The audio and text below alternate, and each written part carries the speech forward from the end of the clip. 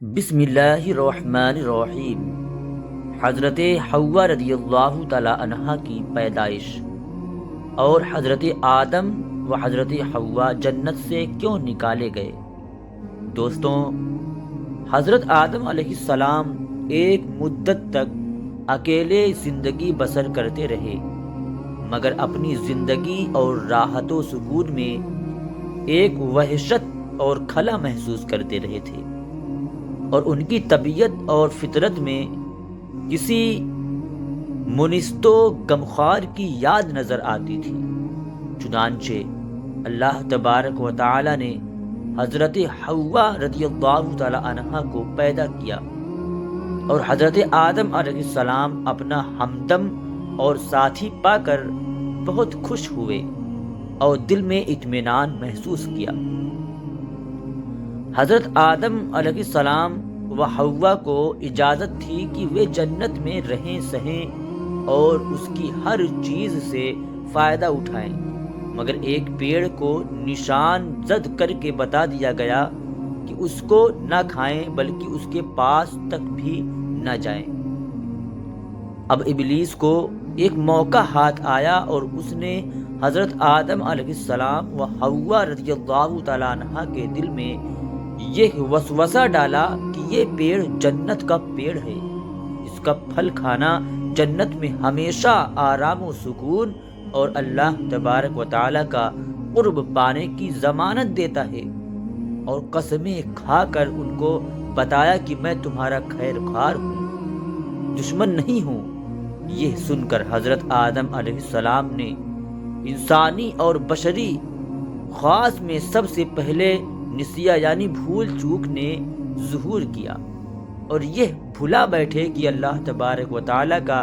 یہ حکم ضروری تھا، نہ کہ رب کی اور سے کوئی مشورہ۔ آخر کار جنت کے ہمیشہ قیام اور اللہ تبارک و تعالیٰ کے قرب کے عزم میں لغزش پیدا کر دی، اور انہوں نے اس پیڑ کا پھل کھا لیا۔ اس کا کھانا تھا کہ بشری لوازم یعنی انسانی ضرورتیں ابھرنے لگیں۔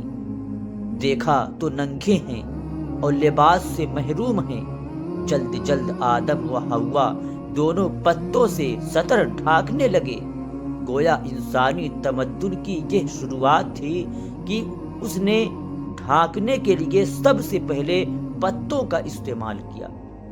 ادھر یہ ہو رہا تھا کہ اللہ تبارک و تعالیٰ کا غضب اترا اور آدم سے پوچھ تاچھ ہوئی کہ منع کرنے کے باوجود یہ حکم کا نہ ماننا کیوں؟ آدم آخر آدم تھے، اللہ تبارک و تعالیٰ کے دربار میں مقبول تھے، اس لیے شیطان کی طرح مناظرہ نہیں کیا اور اپنی غلطیوں کو تاویلوں کے پردے میں چھپانے کی بے مطلب کی کوشش میں سے باز رہے۔ ندامت و شرمساری کے ساتھ اقرار کیا کہ غلطی ضرور ہوئی، لیکن اس کی وجہ سرکشی نہیں بلکہ انسان ہونے کے ناطے بھول چوک اس کی وجہ ہے۔ پھر بھی غلطی ہے، اس لیے توبہ و استغفار کرتے ہوئے معاف کر دیے جانے کو درخواست کرتا ہوں۔ اللہ تبارک و تعالی نے ان کے اس اجر کو قبول فرمایا اور معاف کر دیا، مگر وقت آ گیا تھا کہ حضرت آدم علیہ السلام اللہ تبارک و تعالیٰ کی زمین پر خلافت کا حق ادا کریں۔ اس لیے حکمت کے تقاضے کے طور پر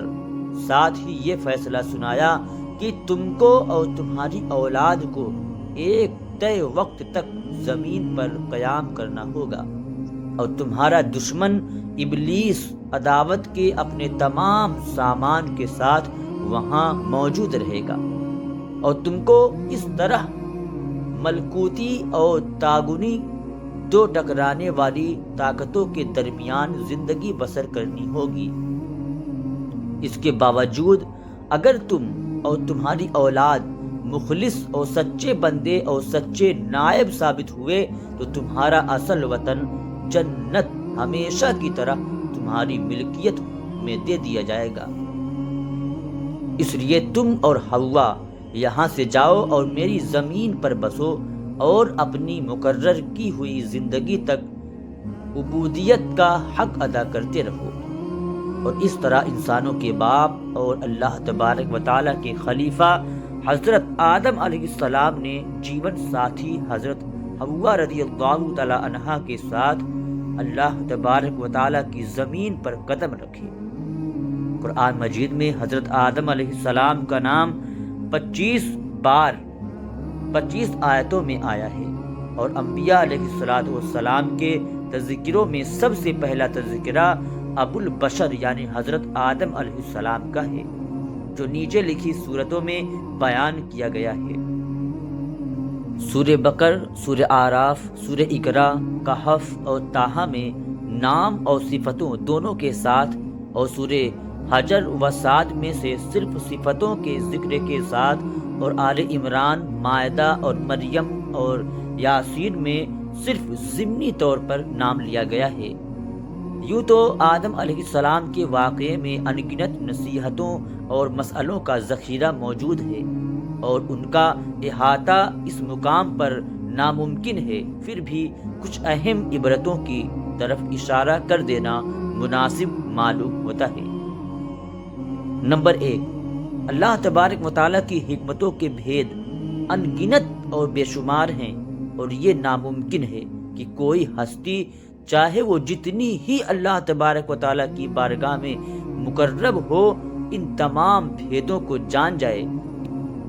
اسی لیے اللہ تبارک و تعالیٰ کے فرشتے انتہائی مقرب ہونے کے باوجود بھی حضرت آدم علیہ السلام کی خلافت کی حکمت کے جانکار نہ ہو سکے، اور جب تک معاملے کی ساری حقیقت سامنے نہ آ گئی وہ حیران و پریشان ہی رہے۔ نمبر 2، اللہ تبارک و تعالیٰ کی عنایت و توجہ اگر کسی معمولی چیز کی اور بھی ہو جائے تو یہ بڑے سے بڑے مرتبہ اور جلیل القدر منصب پر پہنچ سکتی ہے، اور شرف و بزرگی کے عہدے سے نوازی جا سکتی ہے۔ خاک کی ایک مٹھی کو دیکھیے اور پھر اللہ تبارک و تعالیٰ نے بنائے ہوئے زمین کے خلیفہ ہونے کے منصب پر نظر ڈالیے، اور پھر اس کے نبوت و رسالت کے منصب پر نظر ڈالیے، مگر ان کی توجہ کا فیضان بخت و اتفاق کی بدولت یا حکمت کے بغیر نہیں ہوتا، بلکہ اس چیز کی استعداد کی مناسب بے نظیر حکمتوں اور مصلحتوں کے نظام سے جڑا ہوتا ہے۔ نمبر 3، انسان کو اگرچہ ہر قسم کا شرف ملا اور ہر طرح کی بزرگی اور بڑپن نصیب ہوا، پھر بھی اس کی پیدائشی اور طبعی کمزوریاں اپنی جگہ اسی طرح قائم رہیں، اور بشر اور انسان ہونے کی وہ کمزوری اپنی جگہ باقی رہی۔ اصل میں یہی وہ چیز تھی جس نے حضرت آدم علیہ السلام پر اس بزرگی اور بڑے درجے کے ہوتے ہوئے ایسی بھول لگا دی، اور وہ ابلیس کے وسوسے میں آ گئے۔ نمبر 4، خطا کار ہونے کے باوجود اگر انسان کا دل شرم اور توبہ کی طرف مائل ہو تو اس کے لیے رحمت کا دروازہ بند نہیں ہے، اور اس بارگاہ تک پہنچنے میں نا امیدی کی انتھی گھاٹی نہیں پڑتی۔ البتہ خلوص و صداقت شرط ہے، اور جس طرح حضرت آدم علیہ السلام کی بھول چوک کی معافی اسی دامن سے وابستہ ہے، اسی طرح ان کی تمام نسل کے لیے بھی عفو اور دنیا کی رحمت کا بھاری بھرکم دامن پھیلا ہوا ہے۔ دوستوں، حضرت حوا رضی اللہ تعالی عنہا کی پیدائش کس طرح ہوئی؟ قرآن مجید میں اس کے بارے میں صرف اتنا ہی ذکر ہے، اور اس یعنی نفس سے اس جوڑے کو پیدا کیا۔ یہ قرآنی نظم حوا کی پیدائش کی تفصیل نہیں بتاتی، اس لیے باتیں ہو سکتی ہے۔ ایک یہ کہ حوا حضرت آدم علیہ السلام کی پسلی سے پیدا ہوئی ہے، جیسا کہ مشہور ہے، اور بائبل میں بھی اسی طرح ذکر کیا گیا ہے۔ دوسرے یہ کہ اللہ تبارک و تعالیٰ نے انسانی نسل کو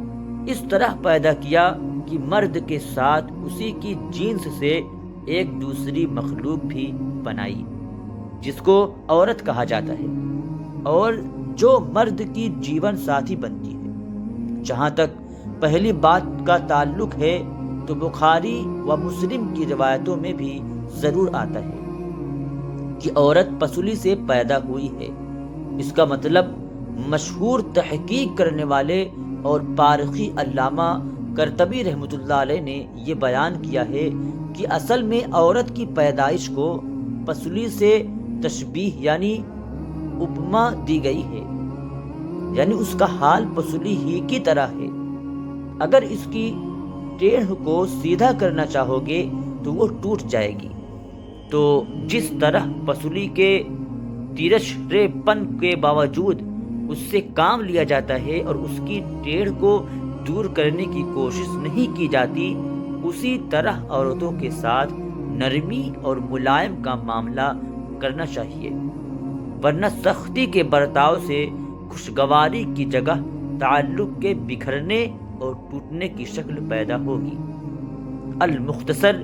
یہ کہ اوپر کی آیت کی تفسیر میں تحقیق کرنے والوں کی رائے اس دوسری تفسیر کی اور مائل ہے، جس کا حاصل یہ ہے کہ قرآن عزیز صرف حوا رضی اللہ تعالی عنہا کی تخلیق کا ذکر نہیں کر رہا ہے، بلکہ عورت کی پیدائش کے بارے میں یہ حقیقت بھی بتاتا ہے کہ وہ بھی مرد ہی کی جنس سے ہے اور اسی طرح مخلوق ہوئی ہے۔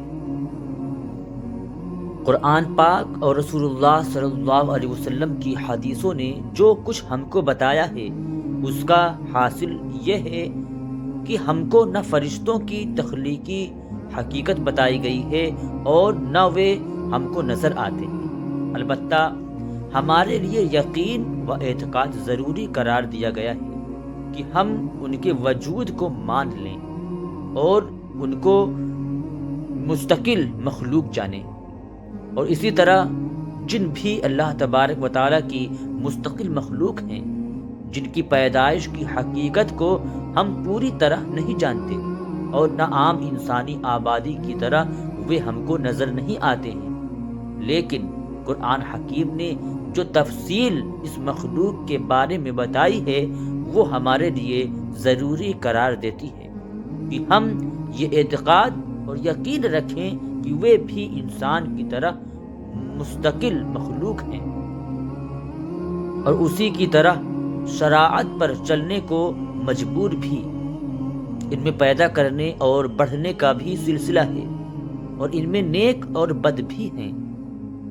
دوستوں، قرآن مجید کی آیتوں سے معلوم ہوتا ہے کہ شیطان بھی جن ہی کی نسل سے ہیں اور ابلیس یعنی شیطان نے اللہ تبارک و تعالیٰ کے سامنے خود یہ مانا کہ اس کی تخلیق آگ سے ہوئی ہے۔ دوستوں، اگر ویڈیو اچھی لگی ہو تو ایک لائک ضرور کریں اور اسے زیادہ سے زیادہ شیئر کر دیں، اور مزید ایسے ہی ویڈیوز روزانہ دیکھنے کے لیے ہمارے چینل کو سبسکرائب کر دیں۔ شکریہ، خدا حافظ، السلام علیکم ورحمۃ اللہ تعالی وبرکاتہ۔